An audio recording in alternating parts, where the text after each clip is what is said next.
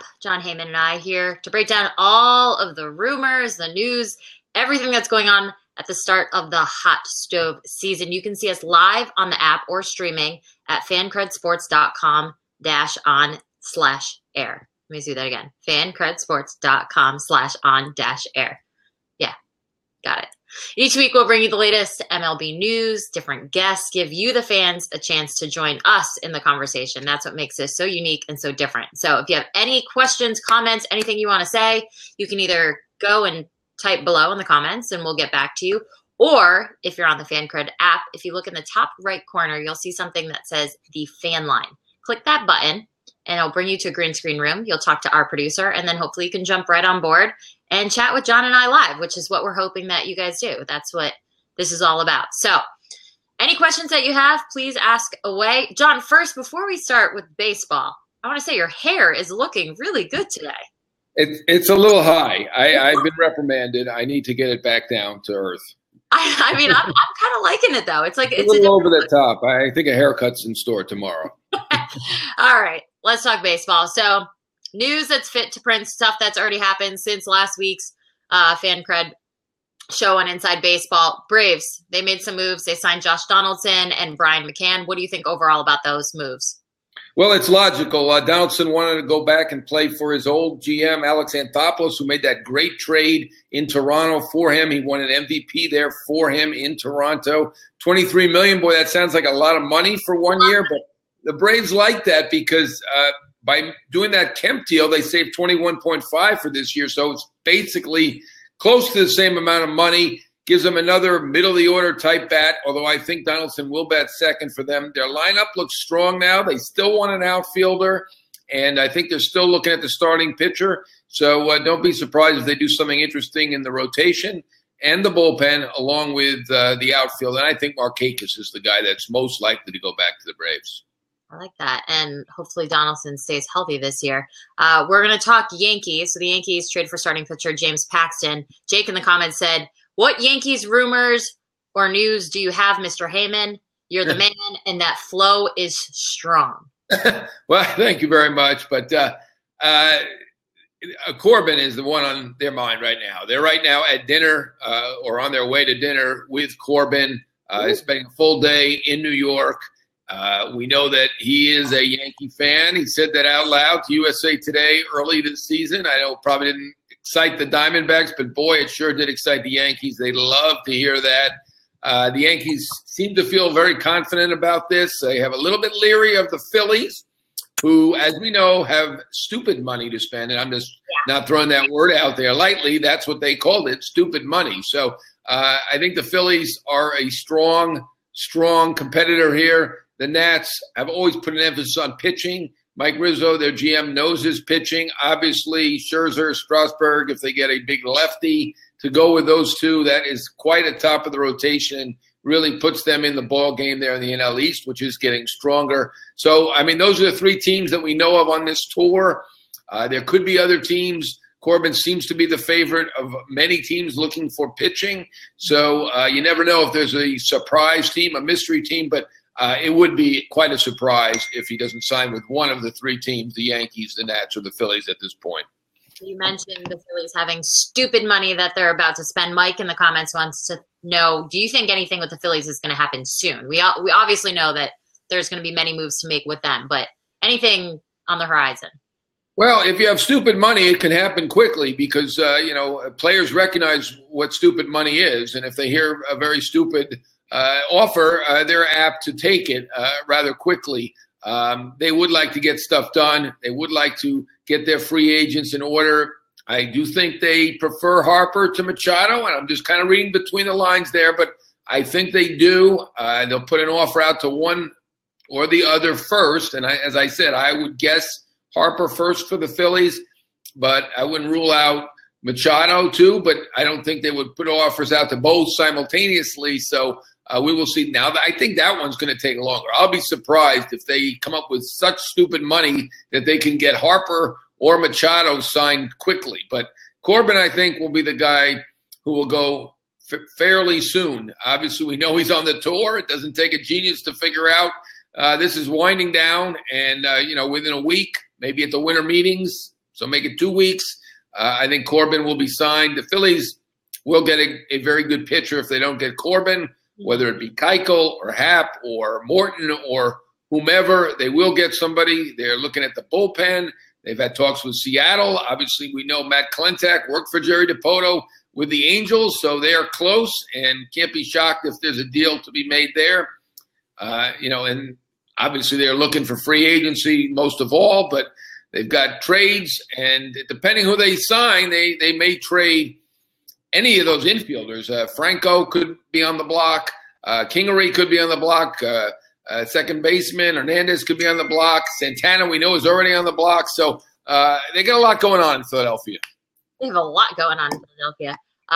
Red Sox, we're going to get back to Philly in a second. The Red Sox re-signed Steve Pearce. Maybe not too much of a surprise. Your thoughts overall on that one? World Series MVP, you can't go wrong. They got him on the one-year deal that they wanted. They seem like they want to bring back the old gang. Why and can you blame them? World Series, bring them back. Exactly. They won 108 games where they lose 2 or 3 games in the postseason. My memory's fading, but it was very few games in the postseason. I think it might have only been 2. And, they loved Evaldi. I mean, he played John Wayne. He was the hero there, a hero in the World Series as well. They'd like to have him. Kimbrel, Joe Kelly, why not? Bring them all back. And by the way, Hanley Ramirez is really doing great in the Dominican League right now. I don't think they're going to bring him back, but he's going to get a job somewhere. He's been killing it. I've been following along on Twitter. It's impressive what he's doing out there. The Mets, front office. What's going on? What do you know? Tell us the insight. Well, Brody Van Wagen is in charge, so he's going to bring his people in there. He got Adam Guttridge, who's a analytics guy. They want to beef up the analytics even more than they had. And the criticism earlier, we thought, from Fred Wilpon was that there was too much analytics. Yeah. Brody thinks that analytics are key, and they're giving Brody free rein. And I think most people in baseball are kind of nodding along that that's a good idea. Guttridge worked with Milwaukee previously, the Rockies, had his own stuff. A lot going on. Very young guy. I believe he's about 33 years old. So assistant GM, good for him. And Allard Baird, who very well respected Red Sox exec, who was the GM of the Royals back when they had no money to spend, and he was in a tough spot. But certainly he's doing well in his career, and I think he's going to be leaned on heavily there as well. So they're beefing up the front office. They're beefing up the analytics. Good for the Mets. Now they're going to have to beef up that team, and they're working on that, believe me. We have some amazing questions rolling in, but we have our first fan on the fan line that's going to join us. It's Will from Charlotte. So, Will, thank you so much for joining us. If you're interested in joining as well, just go up to that fan line button, and you can come hop on. Will, what's up? Hey, guys. John, again, love the flow. Wish I could do it. Thank you, Will. Welcome back, Will. I recognize you from a previous show. Good job.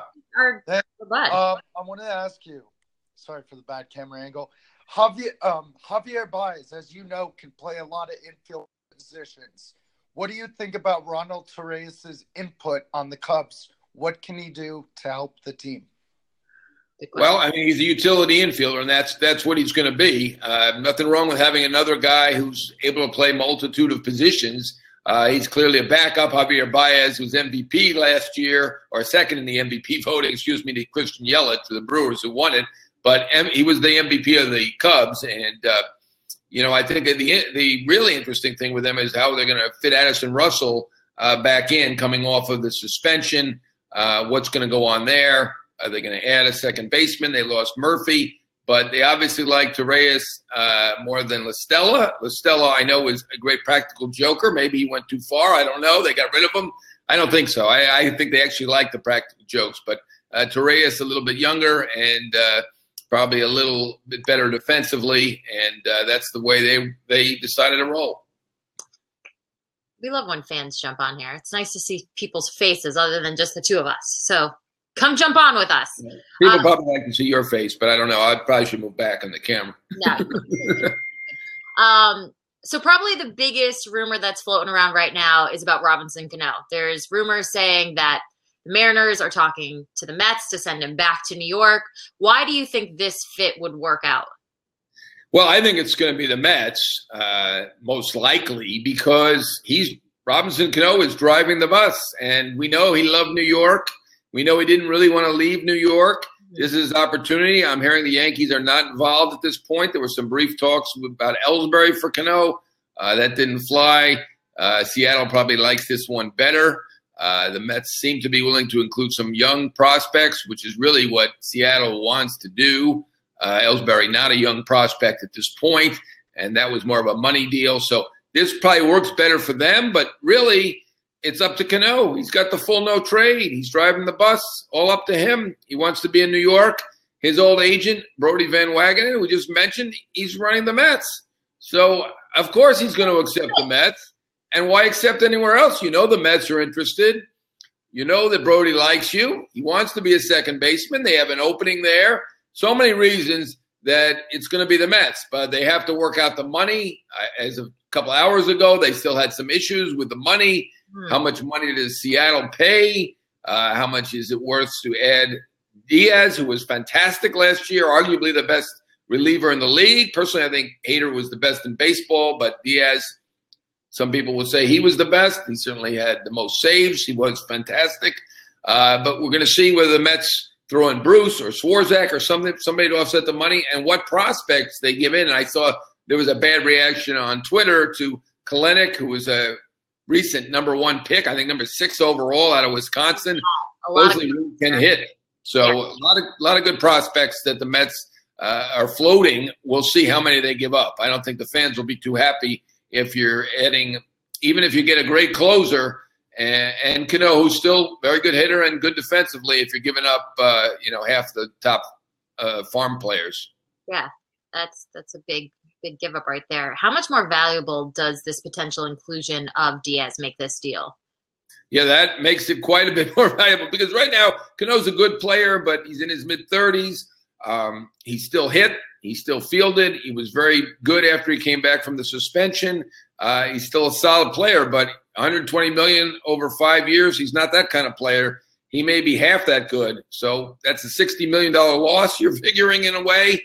And, you get Diaz. Is he worth $60 million as a giveaway? He might be. I mean, he's one of the top relievers in baseball. So to me, it's almost fair if it's just Cano and Diaz, and that's the trade. But, of course, that doesn't look so great for Seattle. You're giving away two good players, one great young player who's cost effective, and it just doesn't. It's just nothing to sell to your fans. You need to say why we did this trade and why it's going to help the team in the future. This is a team that has not made the playoffs since 2001, longest in baseball, and they need to give these fans reason to hope. It's not going to be 2019. It's likely not going to be 2020. We're shooting at 20 years now without the playoffs in 2021. But if they come back with a Kalenic, a David Peterson, Justin Dunn, very good pitcher, that will make it look a lot better for Seattle. In that case, though, the Mets might be able to get some more money back from Seattle or ship them Jay Bruce. Of course, Jay Bruce is only, maybe $25 million to go, not really going to cover the $120 million of Cano. Which prospects are you hearing rumored in this deal?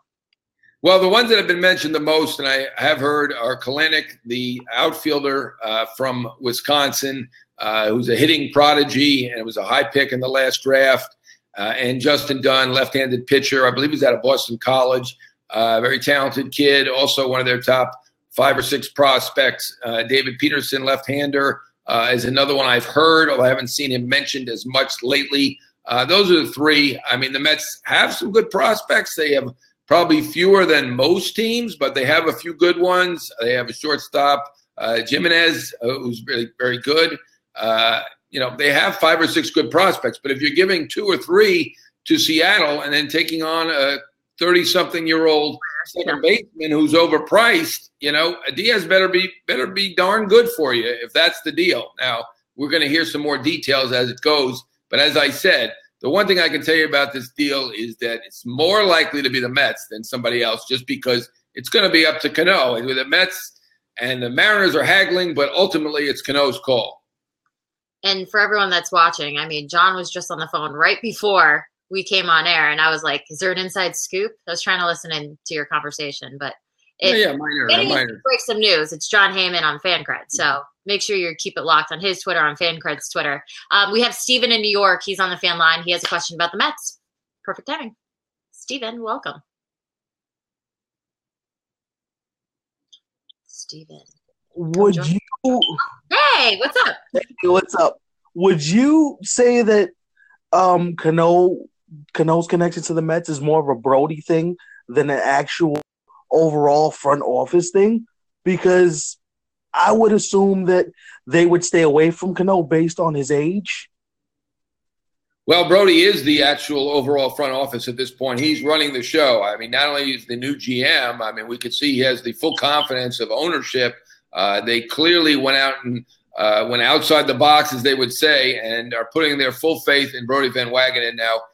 He had a stable full of clients. Obviously, he didn't like them all, but he did like this one, quite obviously, and got him a great deal, $240 million. The Mets said right away, the first press conference that he said was that they're going to try to win now. And certainly Cano helps you win now. He still was a very productive player in the time that he was on the field. Now, is that contract going to be great in the last 2 years of that deal? I'm not so sure. Probably not. But for now, he's still a productive player, and second base is an area of need. And they know that they can probably get a decent deal based on the fact that Cano can say no, no, no to all these teams until it's the Mets. And then Seattle is in a bind. So really, the Mariners are the ones who are in a tough spot here. The leverage belongs to Cano, but secondly, to the Mets. So they should be able – now, we've heard a lot about this deal, but we haven't heard the actual deal. But when it comes out, the Mets should be able to make a good deal here because they're in a much better position in terms of leverage than Seattle. Seattle needs to move Cano because Cano's got $120 million to go. They can't move Felix. You can't move Kyle Seager off of the year that he had. Cano's the guy that's going to go. And beyond that, they already have D. Gordon to play second base. Cano doesn't want to come back and be a utility man. So he's got to go somewhere, and we think he's going to go where he wants to go, which is New York. Yeah. Thanks, John. Thanks, Jenny. Thank you, Steven. Mendy in the comments said, if Cano trade goes through, could that push the Mets to go after a player like Bryce or Machado?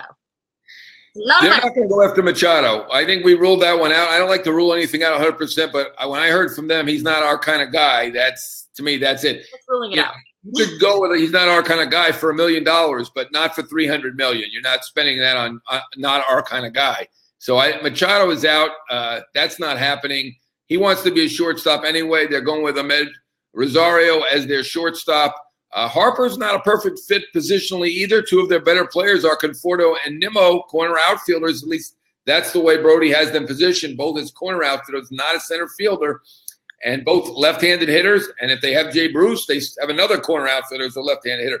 But they apparently do like Bryce Harper enough to consider it. I wrote on Fancred the top 10 teams who could sign one, or in the Phillies case, potentially both of these two megastars that are out there. I don't think they're going to sign both. I think it was 10-1 that Philly signed both of them, but I think it's 1-5.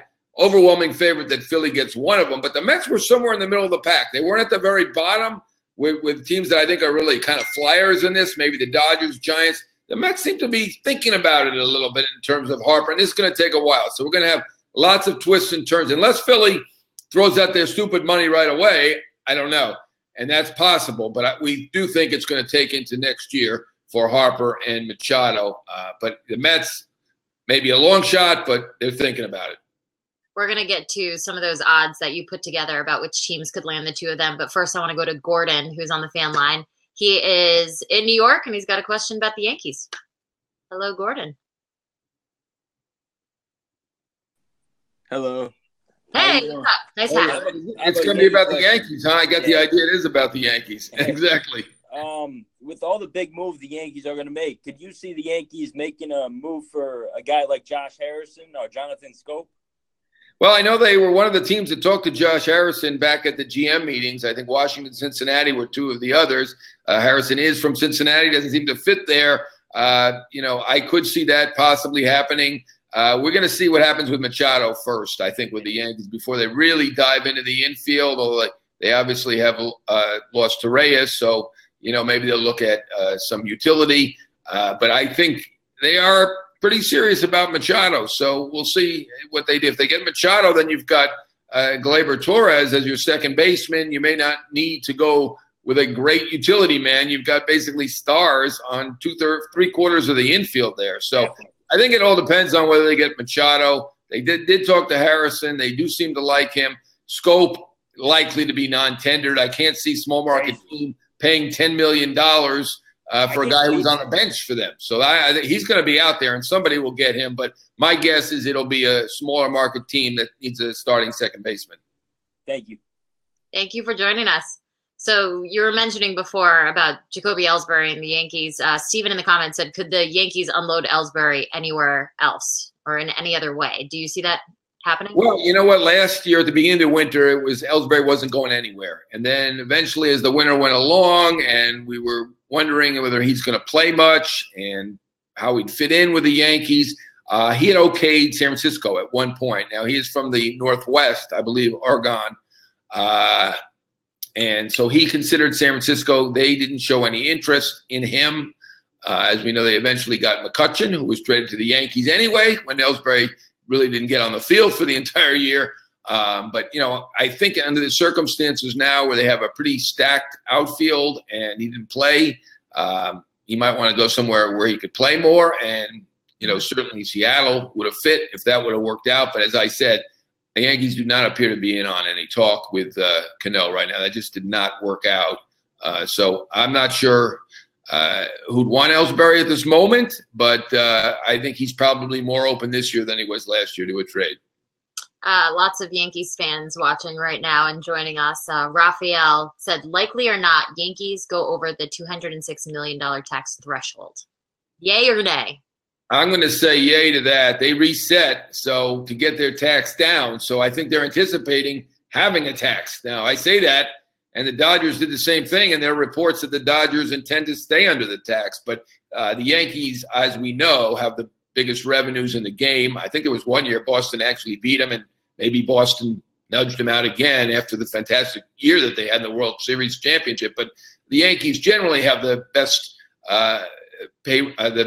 revenues in the game. So I think at this point, with Boston having won last year, Yankees obviously very hungry, having reset the tax. They're looking at Corbin. They're looking at Machado. You sign Corbin, you sign Machado.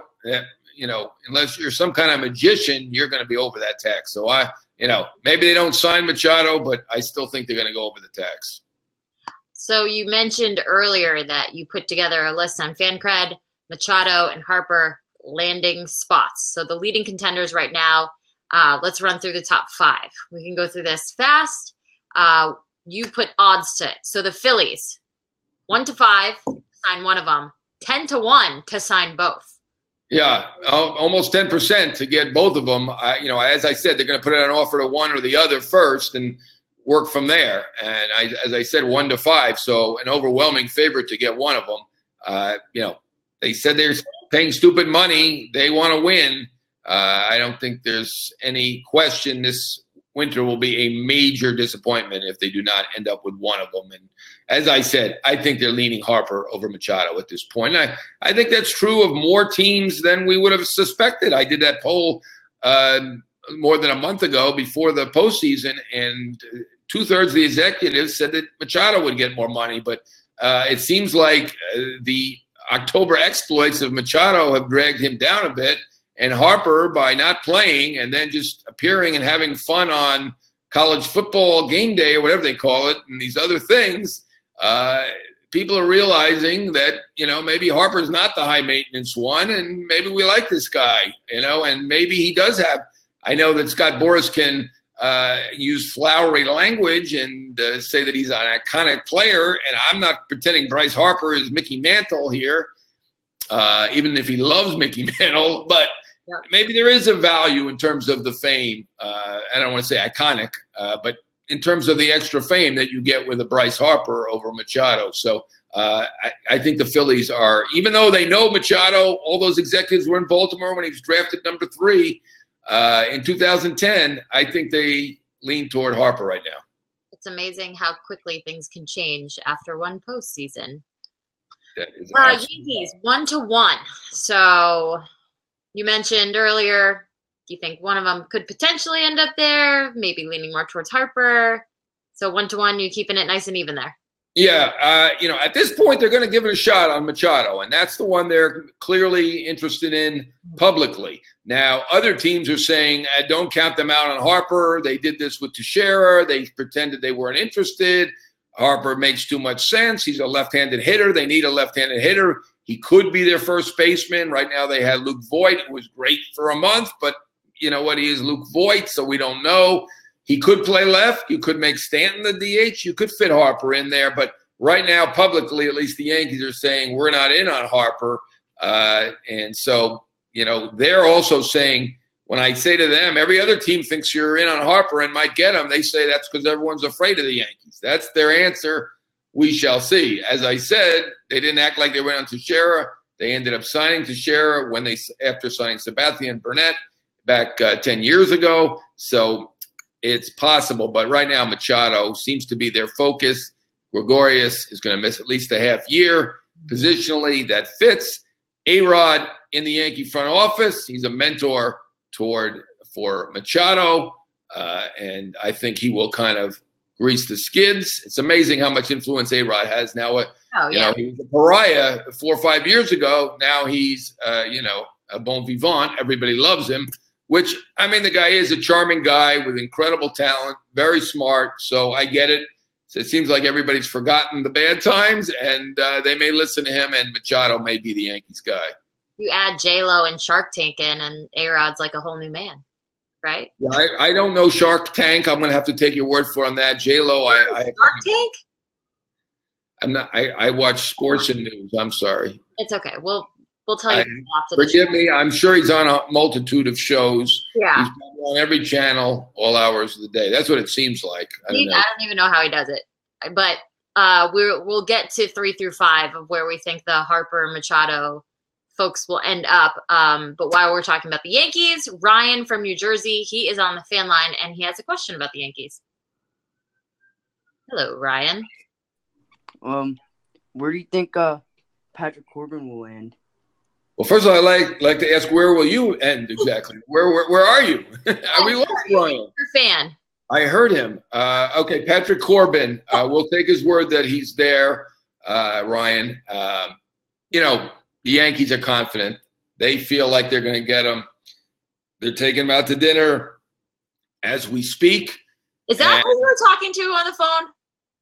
Yes, Corbin calls me every few minutes to get up to that. I was not talking to Corbin. I wish.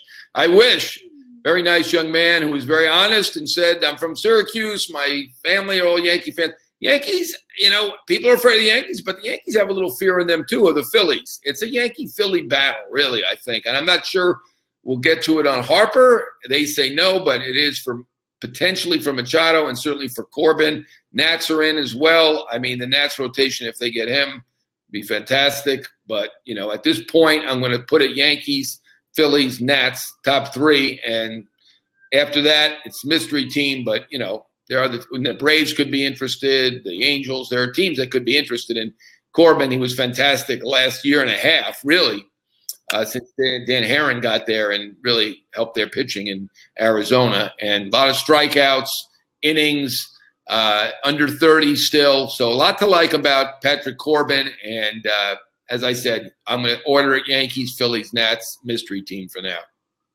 JJ in the comments is mad that we were talking about A-Rod. He said, leave A-Rod out of this. We're just saying that him and Machado have a good relationship. That's all.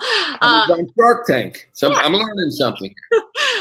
Let's go back to the odds. So you just said it. You Phillies and Yankees are 1 and 2. But the Nationals, 5-1 odds that they will land either Machado or Harper. Yeah, I'm not going to rule them out on Harper. Obviously, we know they offered about $300 million. He said no. September 26th. Didn't include a no trade. Didn't have any opt-outs, much less the 5 or 6 that they probably like. So I think it was just kind of window dressing, but they love him. Rizzo, the GM, loves him. Learners, the owners, love him. They have not forgotten about him. Of course, if they sign Corbin, they may forget about Harper. We'll see. But as I have the Nats number 3 for Corbin. But they are certainly one of the teams in on Machado and in on Harper, excuse me. And as I said, Pearce, there are more teams in on Harper than Machado at this point. The Cardinals, you have them. You said the last two teams are kind of fluff, but Cardinals 10-1 odds. Yeah, I think they're in there. I don't think there's any question about it. I think they want a left-handed bat. Mm-hmm. I think for a player of this stature, either one of them, they're willing to give up that draft choice. They were not last year for Moustakas or Hosmer. They want a corner bat or an outfield bat. I think that the Cardinals will favor Harper over Machado. Late, I kind of suggested maybe they go for Machado late in the season, but I think they like the young at shortstop. I think they're looking more at the corner on the infield, and maybe they feel they can fit Harper in. Maybe they didn't like the October antics. I don't know. They didn't tell me, but it feels like they're looking more at Harper than Machado at this point. What about the White Sox? You have them 15-1 odds to land one of them. Which way? Yeah. I might have gone too high on them. I keep hearing from people that they're serious and they mean business. A couple of issues there. One is they're not going to win this coming year. They lost 100 games this year. So they're going to have to sell one of these guys if they do it, and I think they are going to try on their rebuild. They do have a lot of great prospects, but you've got to buy in. You got to believe it, and you got to be willing to suffer for a year or maybe 2 years in terms of losing games. So they have that issue, and that's one I would say more Machado than Harper. Their outfield right now is completely in flux, but that's where they have all their best prospects. Luis Robert, outfielder. Blake Rutherford, outfielder. Eloy Jimenez, outfielder. Obviously, Tim Anderson is a solid young shortstop, but if you get Manny Machado, they're not going to worry about Tim Anderson. So I think they're more Machado than Harper, and I think 15-1. I might have got a little high there. Might be a little better than that, but can't be considered a favorite because they're not a contender for the time being.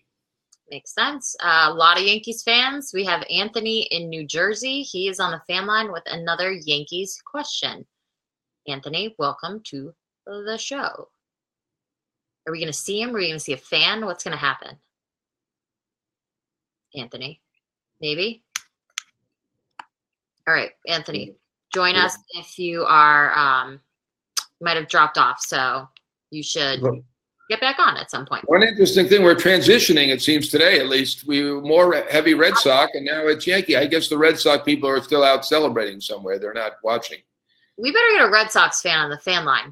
You know what? It really is. The Yankees have a more interesting offseason coming than the Red Sox. You know, the most interesting things about the Red Sox involve what they're going to be able to do with Mookie Betts, and are they going to get him long term? Are they going to sign Chris Sale long term? But you know, they're going to try. I think that's probably the most interesting thing. You know, keeping the old gang together, which I talked about earlier.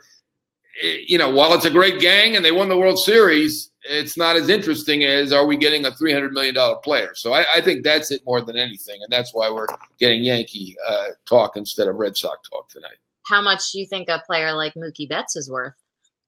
Mookie Betts is worth quite a bit. I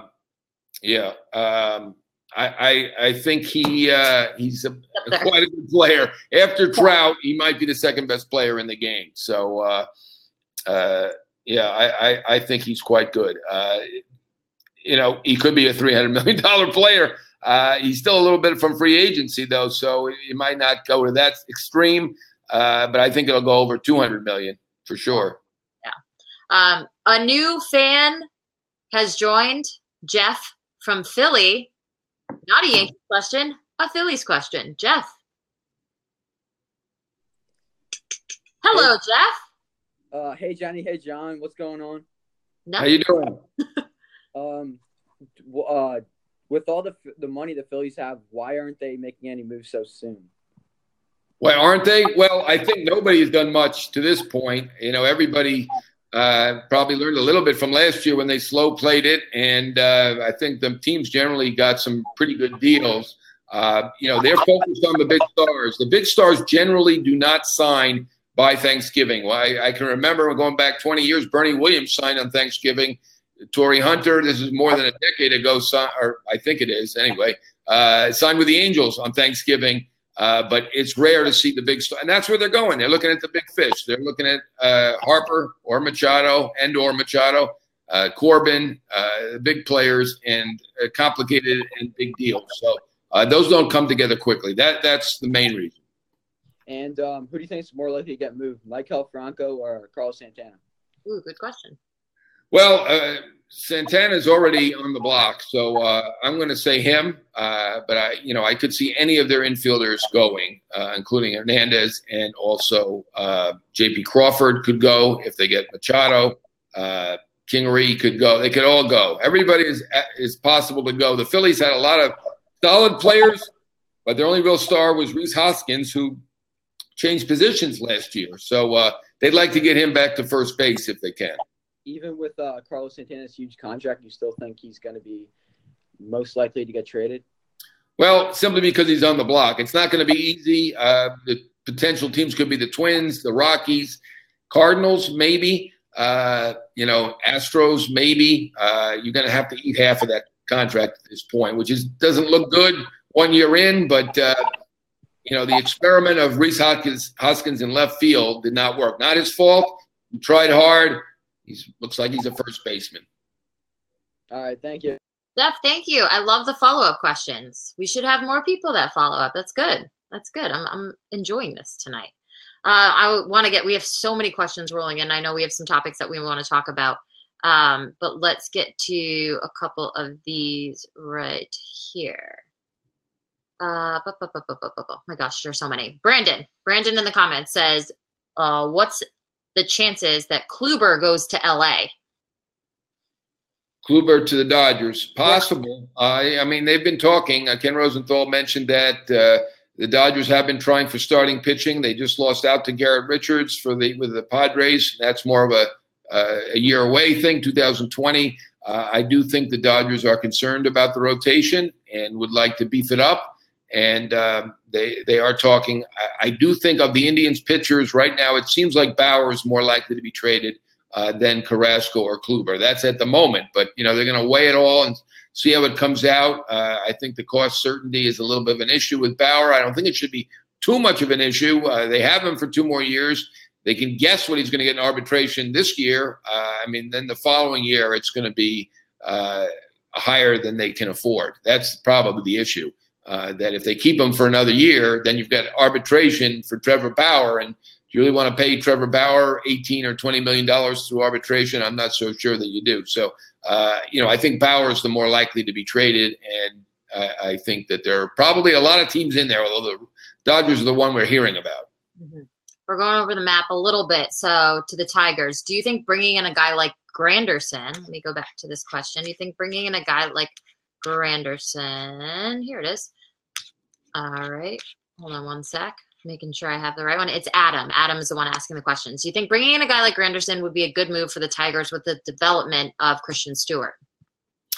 Granderson's good for any team. Terrific guy on a team. Last year, he was the only guy over 35 of those outfielders to really get a good contract at $5 million. And part of that is because he's such a great guy in the clubhouse. The other part is that he is still productive. Still got OPS plus somewhere close to 120 last year, even coming off the bench. So he's proved that he can play off the bench. He's been in Detroit. Obviously, he was productive there. I wouldn't rule it out. I think Granderson has in his mind, though, he's a Chicagoan. He's never played for the Cubs or White Sox, nor has he had the chance. I think he has in his mind that he would like to go to Chicago if he could.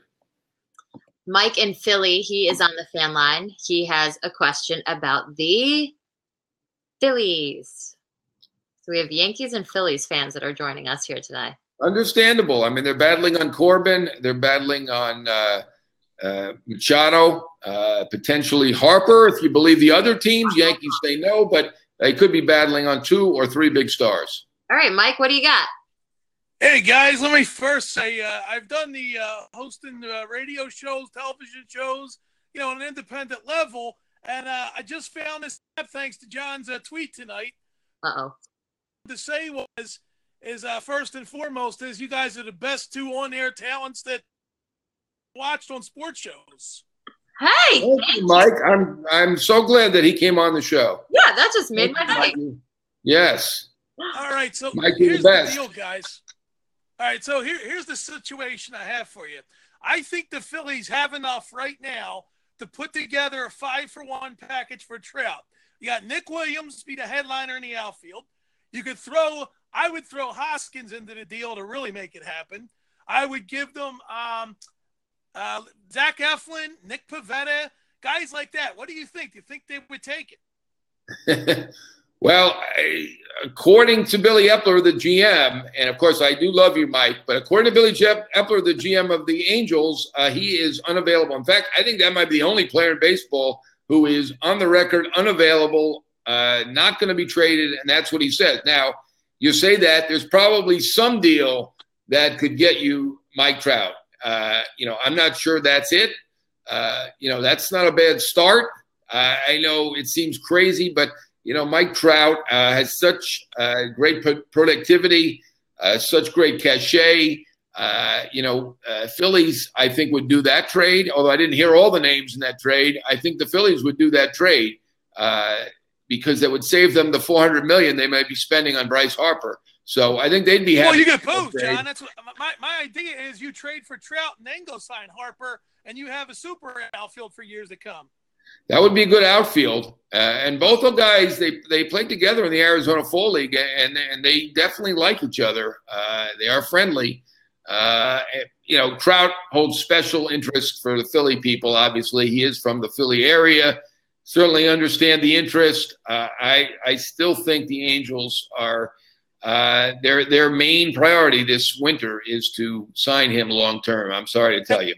And why didn't Nick Williams stick the outfielder? I wonder. He was the centerpiece of the Hamels deal, so why not play him every day?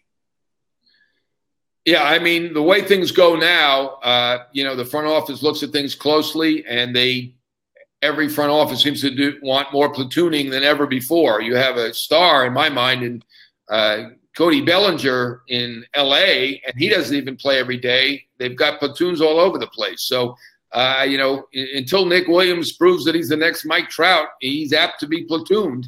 And unless you're a switch hitter, that's just the reality of the day, I think. I mean, if you're going to be platooning Bellinger, and I know it's a different team, Nick Williams has not been that productive. He hasn't hit 38 home runs or whatever Bellinger hit a couple years ago. He's probably a platoon player for the Phillies at this point. And what do you see happening at the winter meetings? Is things going to pick up? Is it going to be really busy this year? I certainly think they'll have to pick up because we haven't seen that much to this point. Obviously, Donaldson signing, that was a big one. If Cano gets traded, probably if he does to the Mets, that's a big trade. But there's a lot of trade talk and a lot of things that could be holding it up still. I mean, the Harper Machado, I expect that to take a long time. I mean, Harper at the winter meetings would be unbelievable. The guy is from Las Vegas, so that would be incredible. But, I'd be shocked if either of them sign, and that could be potentially holding things up. Last year we had Shohei Ohtani holding things up. Now we have Harper and Machado holding things up. But I also think their teams are slow playing a little bit because it worked last year where they ended up getting at least a half dozen players at the end for what looked like bargains. They didn't all turn out to be bargains, but they looked like bargains at the time. All right, guys. Well, it's nice talking to you, and we'll talk again soon, hopefully. Yeah, Mike, join us next week. You can come on every week. Yeah, there was something about that guy I really liked. I'm not sure. I can't put my finger on it. Great energy. Thomas is a first-time listener. He said, fantastic show. Thomas, we appreciate you joining us on Fancred. Come on and ask us a question. He just said that Joel Sherman is reporting that a potential deal could happen tonight between the Mets and Cano. Yeah, I think ultimately the Mets are likely to get Cano and get this deal done. As I said, Cano is driving the bus. He wants to work for his old agent, Brody Van Wagenen. He wants to come to New York. It's all the stars have aligned for the Mets to do this deal. I have not heard that it's going to happen tonight. But, they have to work out the money. Of course, the no trades are not that difficult, at least in Cano's case. Bruce does not have a no trade if he's part of the deal. So that should be okay. Cano has been one of the healthiest players in baseball. So I don't think the medicals are going to hold it up.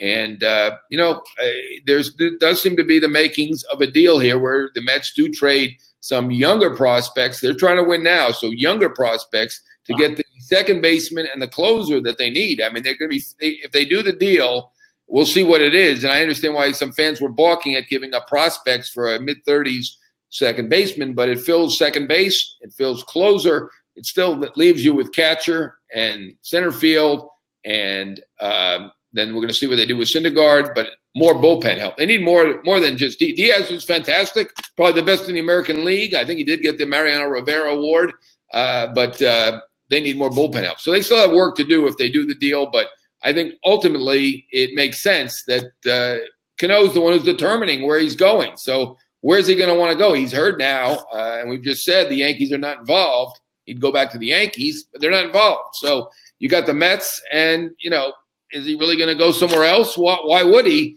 He's going to work for his old agent. Perfect situation for him. Well, my buddy Ben, Red Sox fan, said, do you think that Robinson Cano and Edwin Diaz to the Red Sox could make sense? Because Pedroia, there's no certainty with his health. The Sox need a closer. The question is, do they have enough in the farm system? Is that something that you could even see them doing? No, I don't see that happening. As I said, Robinson Cano's driving his bus. He wants to go to New York. I think Boston's going to give Pedroia a chance. I don't want to say they owe it to him, but he was an MVP for them. He sat on the bench all year cheering them on to then replace him without giving him a shot to come back. I don't think that's going to happen. If it doesn't happen, they'll figure out a Kinsler type or somebody else to figure out who to put at second base, but they're not going to spend extra money. What they need to do is bring their bullpen pieces back, get other bullpen pieces. If you don't sign a Goldy, maybe a starter. Obviously, they're losing Pomerantz as well. He was not productive last year, but pitching will be their focus. I don't think there's any question about that. I don't think they're worried about second base. Another Yankees fan joining us. We have Jared from upstate New York. He has a question. He's joining us on the fan line about the New York Yankees. I'll throw a Red Sox one in there. What's up, Jared? Hey, so I was just wondering, what's up with the Gary Sanchez and the Realmuto trade talks or discussions? Right. The Marlins are talking to teams. I think it's likely that Realmuto be moved somewhere. The Houston, the Dodgers, the Yankees have seemed the most likely. I've heard there are other teams that have called and are involved.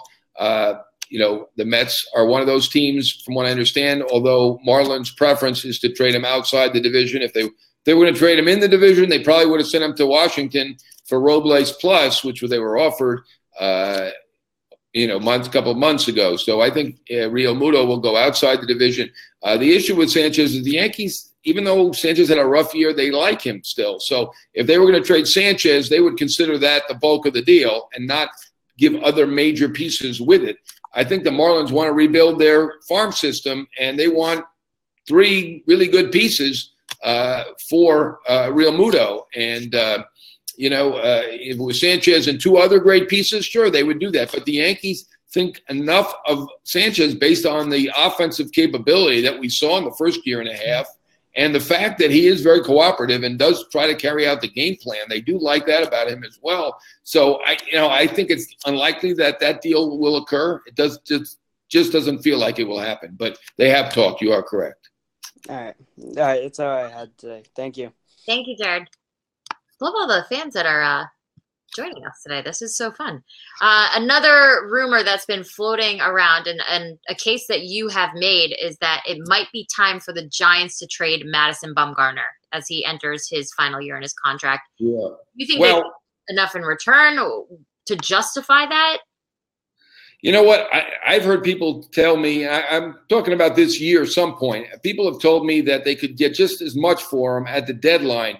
The real value in Bumgarner is the postseason. He's arguably the greatest postseason pitcher of all time. So I think once you have all the playoff teams lined up, ready to make moves, ready to put themselves over the top, you might even do even better, even with just a half a year of Bumgarner than now. And beyond that, they just had Farhan Zaidi just get there. He's evaluating things, figuring things out. I mean, he may be more apt to trade a guy that he has no allegiance with in Bumgarner, but Does he want to, be a GOAT right away and trade a guy that is beloved? And you're not going to, as great as Bumgarner is, let's not forget 1 year to go. You're not going to rebuild the farm system. Chris Sale had 3 years to go, was younger, had no injury history.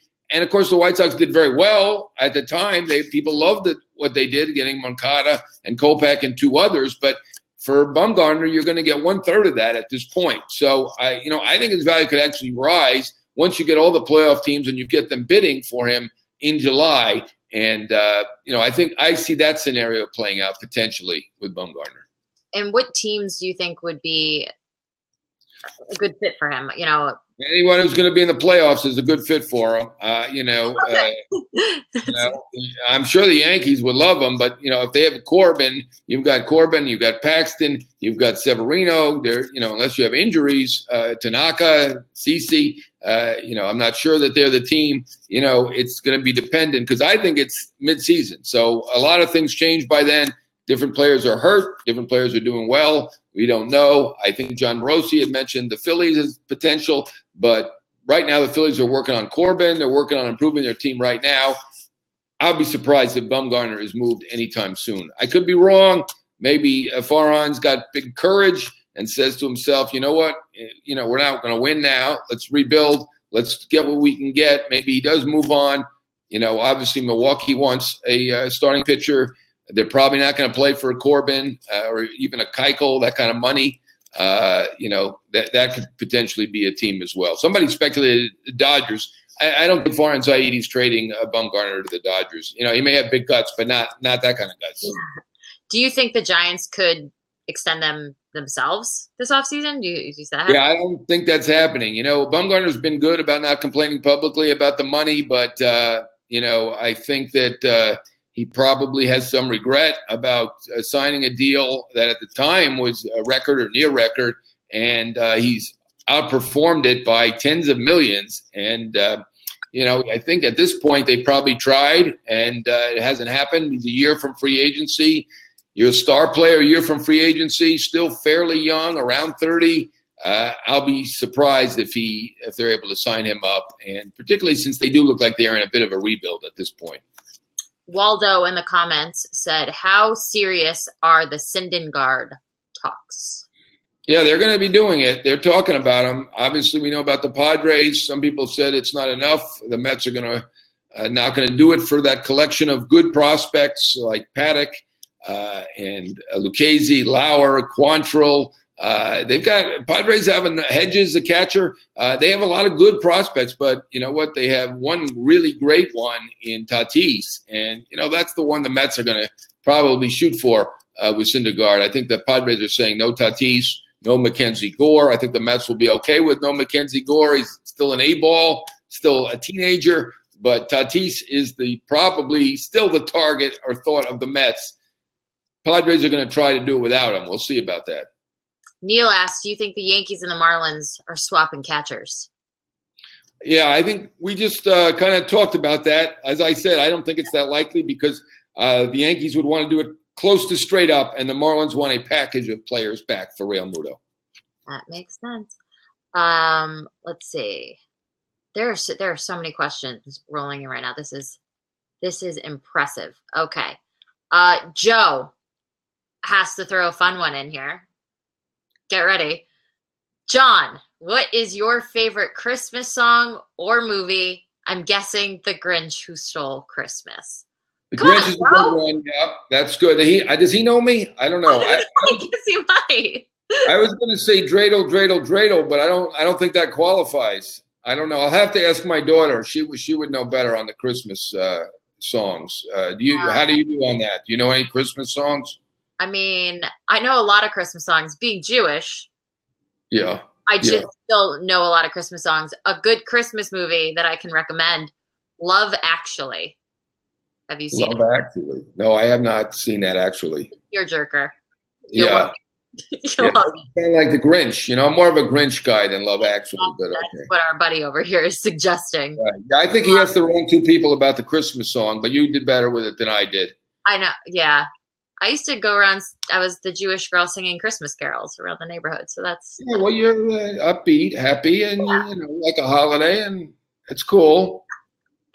Let's see. Would the Dodgers try and make a move for Syndergaard? Steven wants to know.